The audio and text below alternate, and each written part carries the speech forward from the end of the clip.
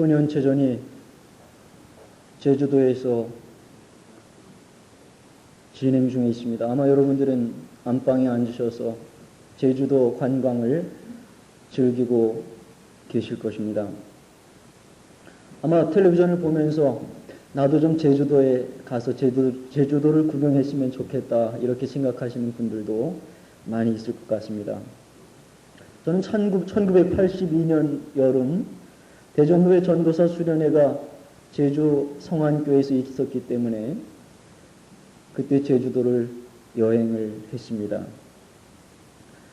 저는 그때 제주도를 여행하면서 만장굴을 비롯하여 제주도에 있는 여러 유명한 동굴들을 둘러볼 기회가 있었습니다.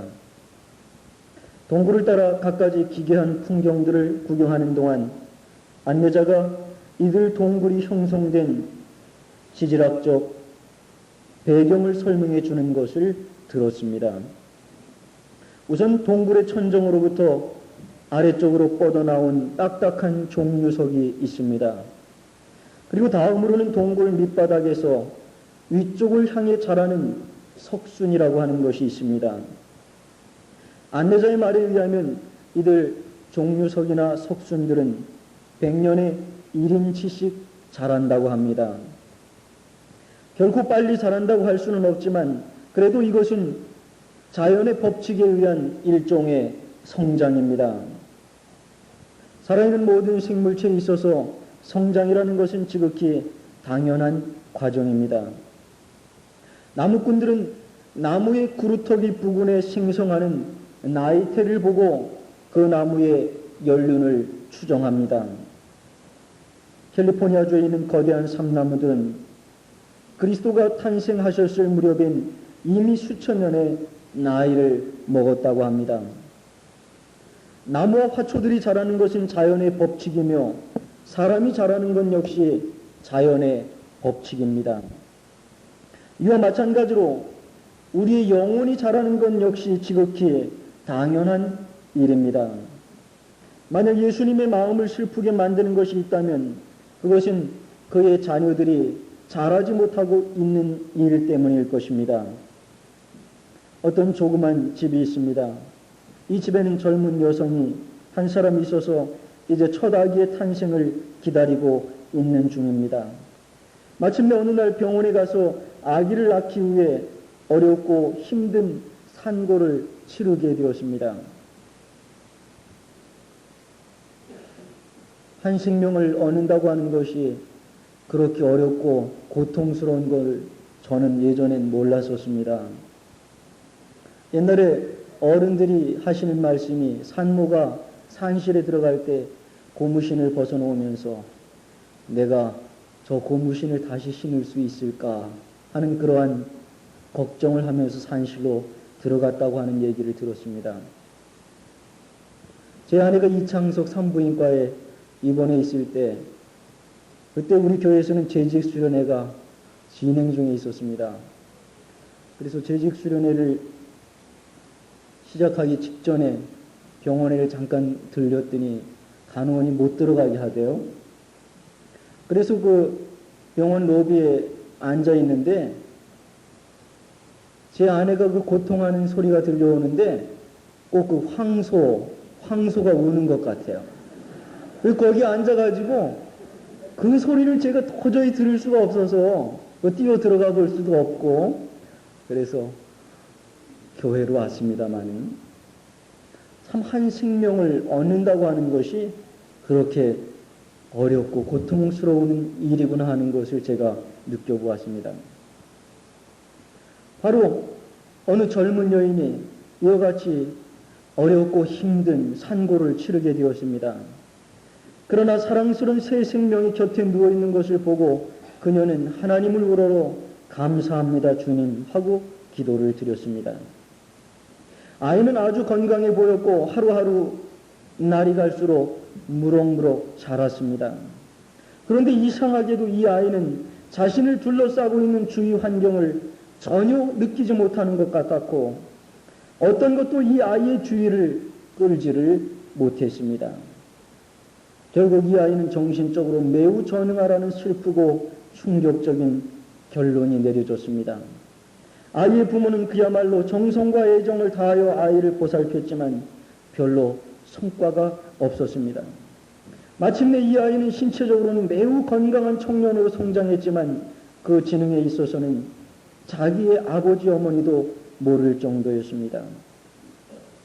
여러분, 이 부모의 마음이 얼마나 슬프고 또 아팠겠습니까? 제가 영광교회 교육전도사로 있을 때 원명학교에 있는 정신박약아들 한 160여 명을 데리고 여름 성경학교를 3일 동안 한 일이 있었습니다. 그때 그곳에서 지내면서 그 아이들과 함께 몇 달을 보냈는데 그 어머니들이 아이들을 만나러 와서 아이들을 보자마자 눈물과 콧물이 뒤범벅이 되어서 아이들을 붙들고 우는 모습을 보게 되었습니다.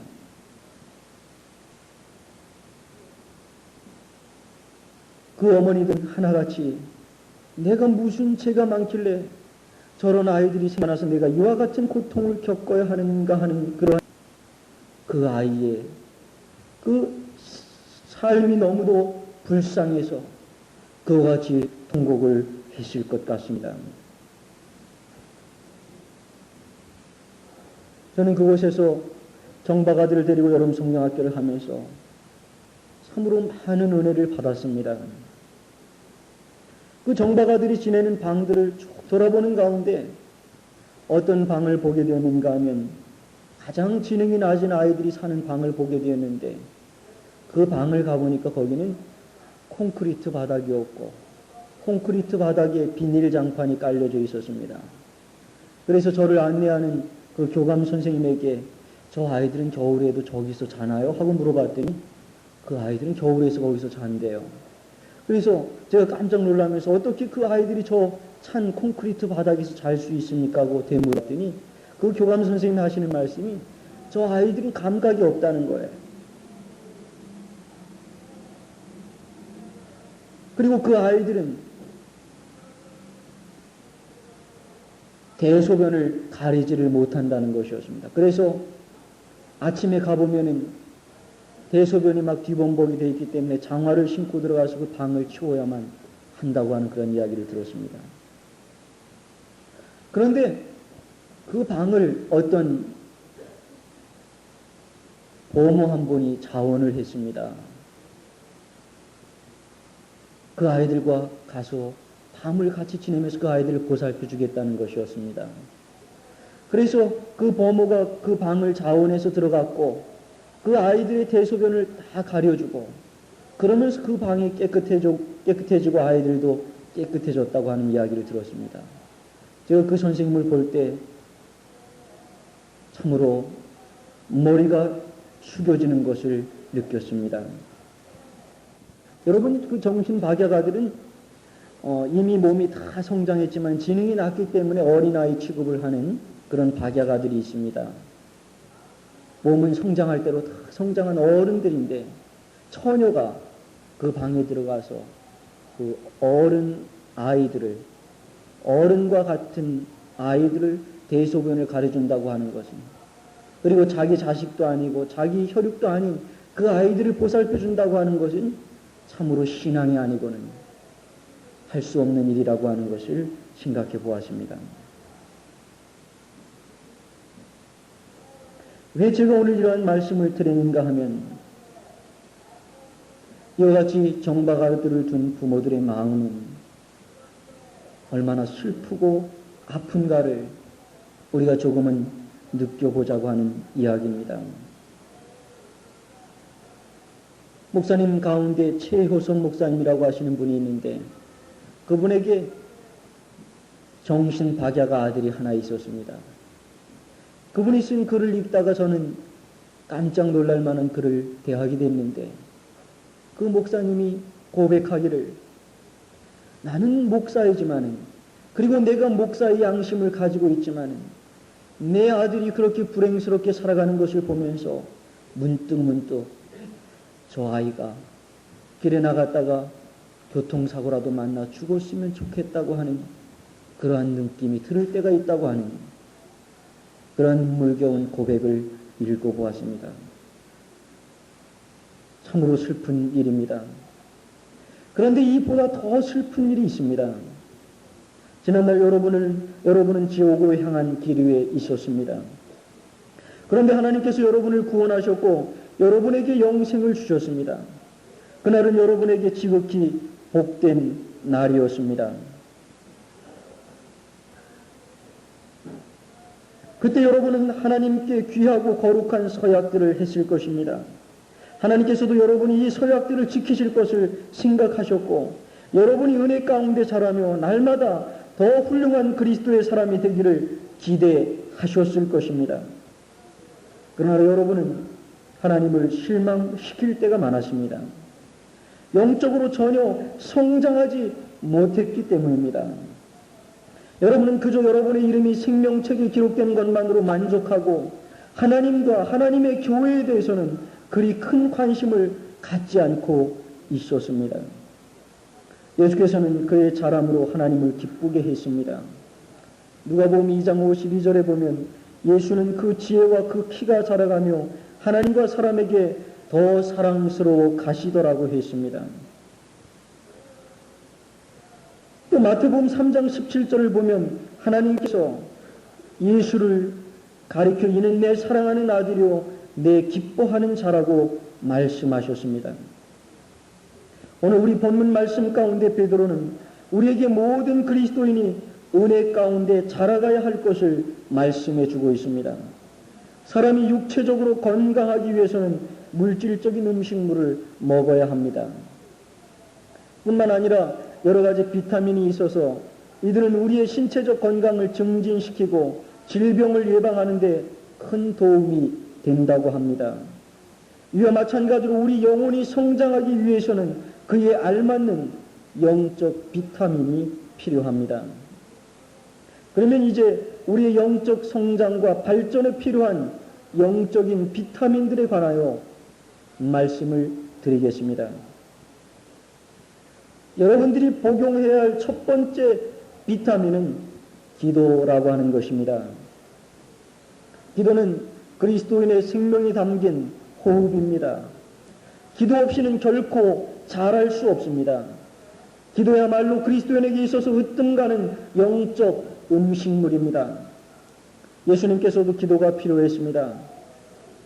하물며 우리에게는 얼마나 더 필요한지 모릅니다.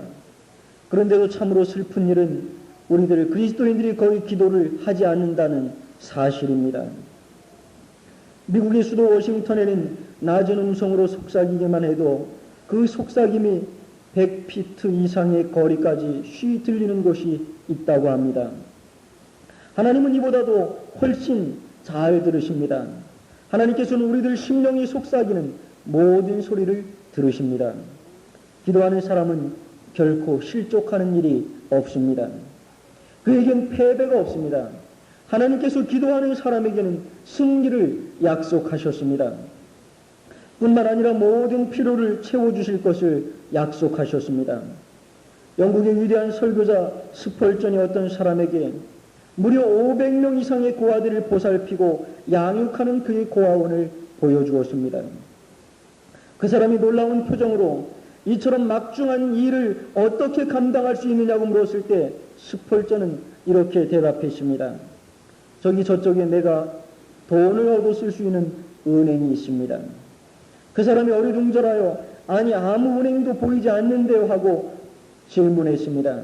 그러자 스펄전이 저기 있는 문을 보십시오라고 말했습니다. 문을 바라보았을 때 함께 온 사람은 그 문에 여호와 이레라고 쓰여진 글을 보았습니다. 이 말의 뜻은 곧 주께서 준비하신다는 것입니다. 그렇습니다. 우리가 믿음 가운데 구하고 하나님의 영광을 위해 그것을 쓰기만 한다면 하나님이 가지신 모든 위대한 생명의 원천들이 다 우리의 것입니다. 하나님은 참으로 관대하신 아버지십니다.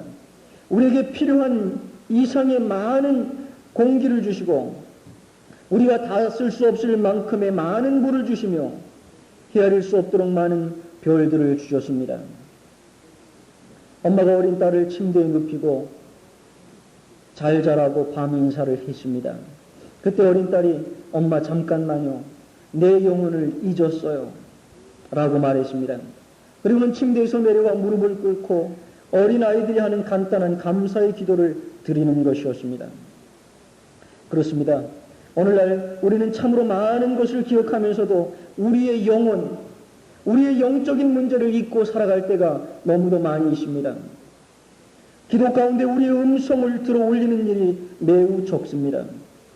그러나 가장 깊은 심령으로부터 기도하는 이들 가운데는 말로써 표현되지 않는 기도가 많습니다. 그들은 하나님을 향해 활짝 열려있는 그들의 영혼 가운데서 기도를 드립니다. 그들의 심령은 하나님을 향해 쏟아지고 하나님께서는 그의 위대하신 사랑을 그들에게 쏟아 부으시는 것입니다. 믿음 가운데 구하면 하나님께서 주실 것이라는 말을 우리가 듣습니다만 기도는 또한 일종의 반사작용이어서 하나님으로부터의 해답을 얻게 할 뿐만 아니라 기도하는 사람을 축복하고 부요하게 만들어줍니다. 기도 가운데 비로소 우리 영혼이 자라며 하나님께로 가까이 이끌려 가게 됩니다. 우리의 육신이 음식물 없이 살 수 없고 자랄 수 없는 것처럼 꽃들이 햇빛과 빗물 없이는 생명을 유지하고 아름다운 꽃을 피울 수 없는 것처럼 우리의 영혼은 기도 없이는 결코 자라날 수가 없는 것입니다.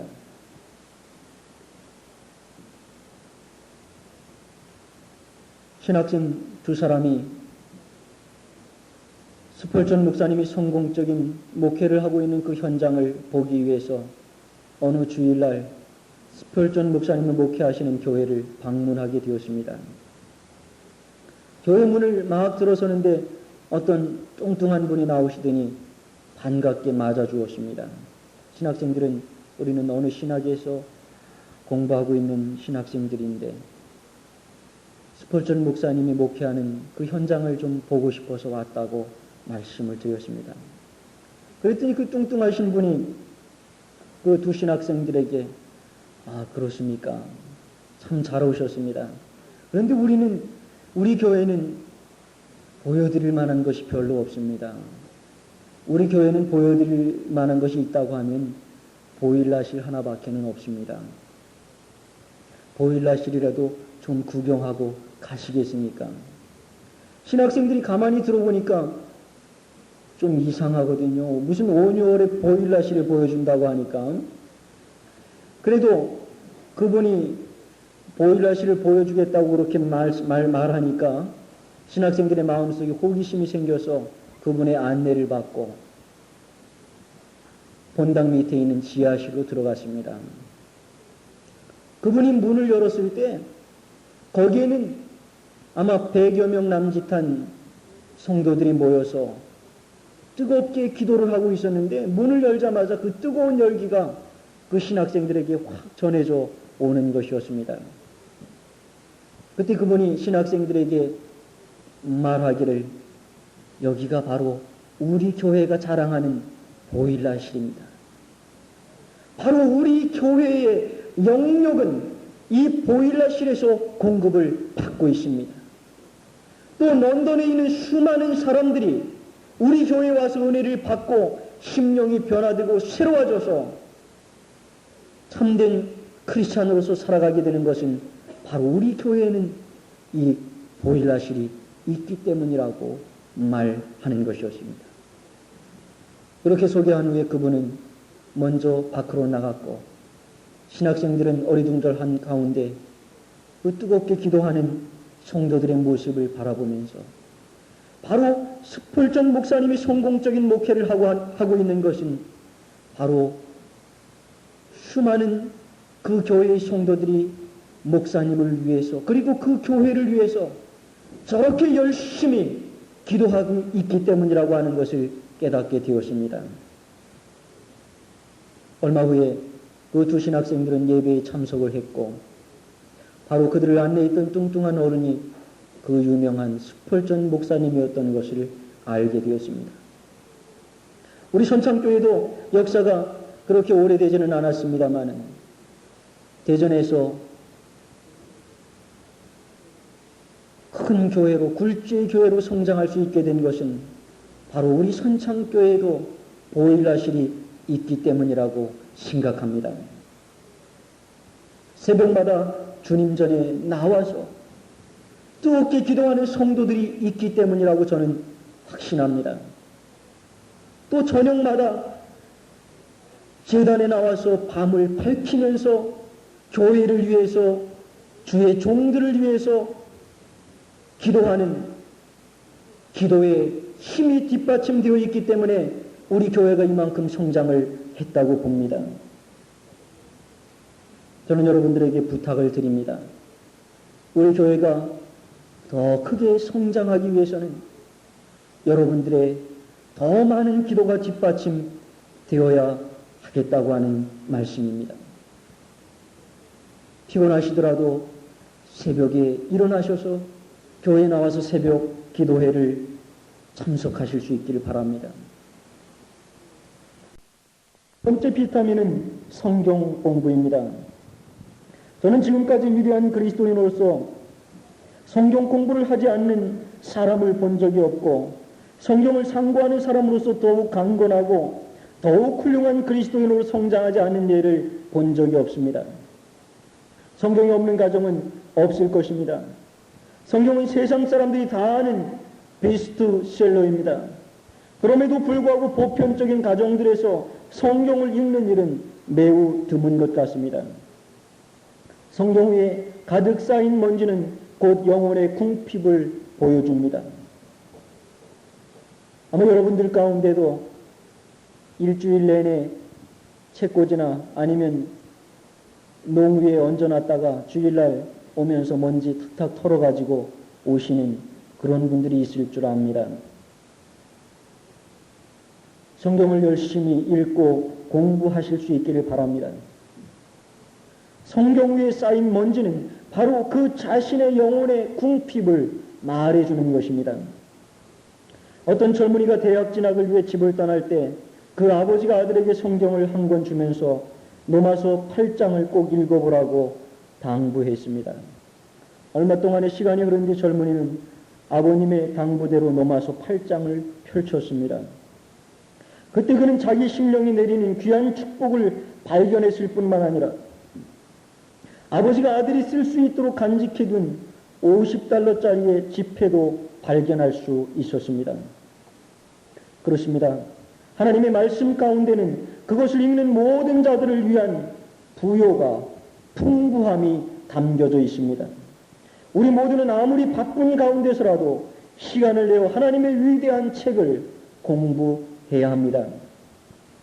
셋째 비타민은 다른 이들의 영혼을 그리스도에게로 인도하는 일입니다. 여러분이 구원을 얻었다면 여러분이 얻은 그 구원을 다른 이들에게도 전파하는 것이 하나님의 계획입니다. 우리들 주변에서 구원의 복된 권능을 지닌 복음을 듣기 위해 교회에 나오지 아니하는 많은 불쌍한 영혼들이 있습니다. 이런 이들이 만약 여러분의 생활 가운데서 거룩한 예수님의 모습을 발견하고 또 여러분의 입술에서 예수님에 관한 놀랍고 복된 말씀을 듣지 못한다면 아마 영영 그리스도 앞으로 인도될 기회를 얻지 못할지도 모릅니다. 스카보로 박사가 어느 날 한 젊은이의 장례식을 인도한 적이 있었습니다. 그런데 그때 슬피 울면서 깊은 비탄에 잠긴 듯한 어떤 노인을 보게 되었습니다. 장례식이 끝난 후 그 박사님이 그 노인에게 청년과 친척 되시는 분입니까? 라고 물었습니다. 그러자 노인이 대답하기를 친척은 아닙니다만 이 청년은 저를 위해 6년 동안이나 애쓰고 일해 주었습니다. 저는 집사의 직분을 맡고 있습니다. 그런데 이 청년이 그리스도인이 아니라는 것을 알면서도 그가 살아있을 때에 그의 영혼 문제에 관해 한 번도 이야기해 보지를 못했습니다. 이렇게 대답하면서 눈물을 흘리는 것이었습니다. 여러분 가운데는 다른 사람과 성경을 들고 앉아 그에게 구원에 관한 이야기를 해줄 수 없는 분들도 있을 것입니다. 그러나 최소한 그 사람을 교회에 나와 복음을 듣도록 설득할 수는 있을 것입니다.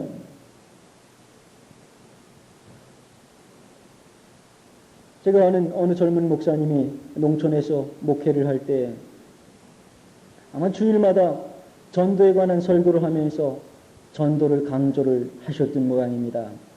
어느 날 광고 시간에 다음 주일에는 꼭 한 사람씩 데리고 오십시오.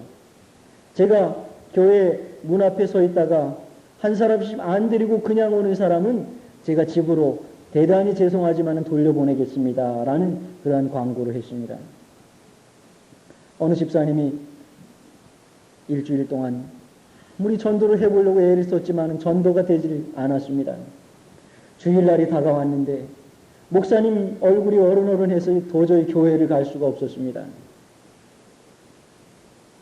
그래서 교회를 가면서 기도하기를, 하나님, 오늘 한 사람을 꼭 데리고 가야 내가 교회에 들어갈 수 있는데 어떻게 했으면 좋겠습니까?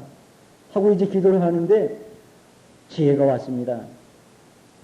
그래서 이 집사님이 막 뛰어서 성경 찬송이 든 가방을 교회 가까이, 교회 현관문이 가까운 곳 나무 속에다 감춰놓고는 막 뛰쳐내려가서 자기 옆집에 사는 아주머님을 대문에서부터 막 부르면서 들어갑니다. 아줌마, 큰일 났다고. 교회 한번 빨리 와보라고. 큰일 났다고. 그러니까 그 아줌마가 깜짝 놀라가지고 교회 뭐 불이라도 났는 줄 알고 그 집사님을 따라서 쫓아서 교회를 왔다고 합니다. 현관에서 목사님 지켜서 있다가 그 교회 집사님이 어떤 아주머님을 데리고 쫓아 올라오시는데 큰일 났다고 빨리 와보시라고. 그래가지고 무사히 그 목사님이 서 계신 현관을 통과해서 교회로 들어갔고, 그날 예배에 참석한 그 아줌마는 많은 교인들 앞에서 소개를 받고 영영 그리스도에게 붙들리고 말았다고 하는 그러한 이야기를 들었습니다.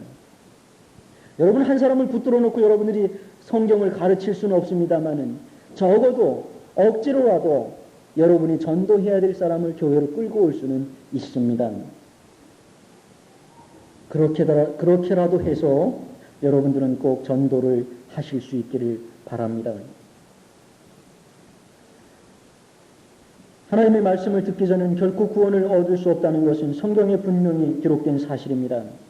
여러분 주위의 불쌍한 영혼들을 하나님의 말씀 앞으로 인도하는 일은 여러분 자신에게 달려 있습니다. 장차 어느 날인가 여러분과 저 그리고 모두는 우리의 위대하신 구주를 만나게 될 것이며, 그때 그가 내 너를 위하여 몸버려 피 흘려 내 죄를 속하여 살 길을 주었다. 너 위의 몸을 주건만 날 무엇 주느냐고 물으시는 음성을 듣게 될 것입니다. 그때 여러분이 주님, 저는 주님을 위해 아무것도 하지 못했습니다. 저는 다른 일들에 너무 바빴고 세상 일에만 골몰했습니다. 그래서 빈손으로 왔습니다라고 말해야만 하겠습니까? 아니면 그날에 잘하였도다 착하고 충성된 종아라고 하시는 주님의 칭찬을 들을 수 있도록 살아야 하겠습니까? 몇 해 전에 아일랜드 해안에서 배 한 척이 난파를 당해 여러 사람이 목숨을 잃은 불행한 사고가 있었습니다. 그 배의 선장과 승무원들은 매우 노련하고 세심한 선원들이었을 뿐 아니라 사고가 일어날 당시의 날씨도 그리 나쁘지가 않았습니다.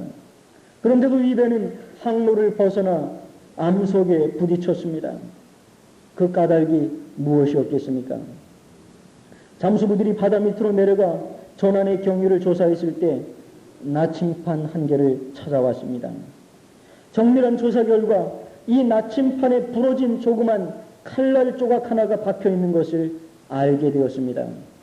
어떤 선원이 이 나침판을 깨끗이 닦으려고 하다가 그만 부러진 칼날이 잘못 끼어들었던 모양입니다. 어처구니 없게도 이 작은 새 조각 하나가 나침판의 기능을 상실시키고 배가 나아갈 방향을 잘못 가리켜 참으로 비참한 불행을 가져다 주었습니다.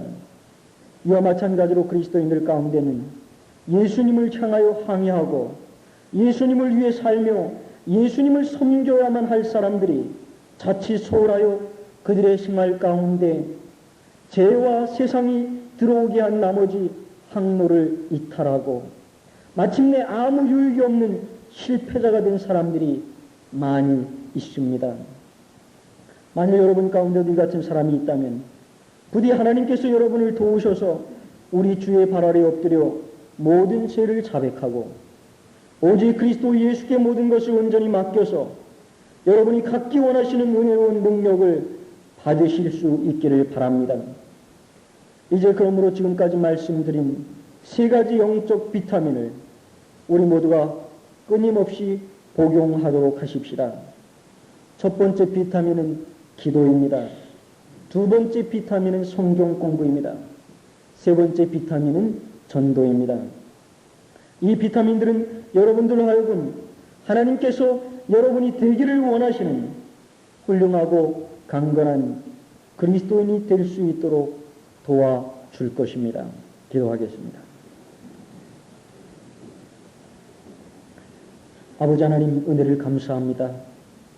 오늘 밤에도 저희들이 주님의 말씀을 상고해 보았습니다. 주님께서 우리들을 향하여 원하시고 기뻐하시는 것은 우리들이 영적으로 잘 성장해 가는 모습일 것입니다. 아버지 하나님, 그러나 우리들의 모습을 볼 때 제대로 성장하지 못하고 있지는 않은지 오늘 밤 살펴볼 수 있게 하여 주옵소서. 아버지 하나님, 발육이 부진하거나 또는 기형적으로 성장하고 있지는 않은지 살펴볼 수 있게 하여 주시옵소서. 아버지 하나님, 우리는 영적인 비타민들을 복용할 수 있게 하여 주시옵소서. 기도와 성경 공부와 전도를 힘쓸 수 있게 하여 주옵소서. 이러한 일들을 우리가 힘쓰게 될 때 영적으로 반드시 성장하게 될 줄을 믿사오니 아버지, 우리의 영적인 성장을 위해서 이와 같은 것들을 힘쓰게 하여 주시옵소서. 아버지, 우리는 이 세상이나 이 세상에 속한 것들 때문에 우리의 영적인 성장이 지연되고 있다고 하는 것을 깨닫지 못할 때가 너무도 많이 있사오니 아버지 하나님, 이 세상이나 세상에 속한 것들, 영원하지 못하고 잠깐뿐인 것들 때문에 영적인 손상을 입지 않도록, 영적인 치명타를 입지 않도록 주님 도와주시옵소서. 우리의 믿음이 자라게 해 주시옵소서.